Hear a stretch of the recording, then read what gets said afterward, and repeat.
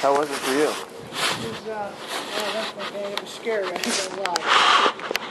Right when we thought, it hit like 5, 6 o'clock, it wasn't too bad. About 10 o'clock, I figured, all right, that was the eye probably passed, it was okay. Then 10 o'clock, man, things started rocking upstairs. We're laying in bed, I thought like somebody was jumping on the bed, going back and forth, the roof ripped off, got water leaking in. See the boardwalk? They were just like way over the boardwalk. I may not be able to get out of here. I mean, got a little scary. Leaves out there. They had like a car drop. I was like, oh my God. I told my girlfriend, I said, don't even look out the window. So she started freaking out. At that point, we're here. We weren't leaving. It was flooded. Got a little scary. Banging the window. I thought that was going to blow the side window out, but it didn't.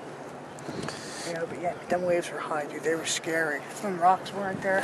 The waves would have been rolling in, man. God, almost up to my second floor windows. No doubt. She was worried. She was scared shitless about it. Oh, yeah.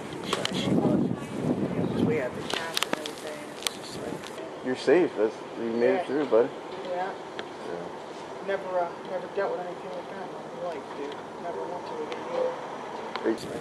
We went to a little road Thursday night. I got roughed up. I mouthed off to like 3 people that, weren't shy about all of them giving it to me.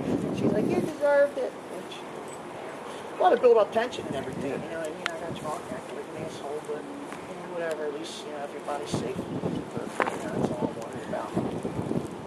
Made it. You're safe. You made it through, buddy. Yeah.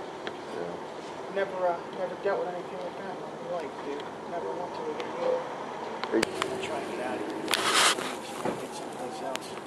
I mean, maybe down to a veterinary or something. Go up down that. Thanks, Thanks, Dick. All right. Take care.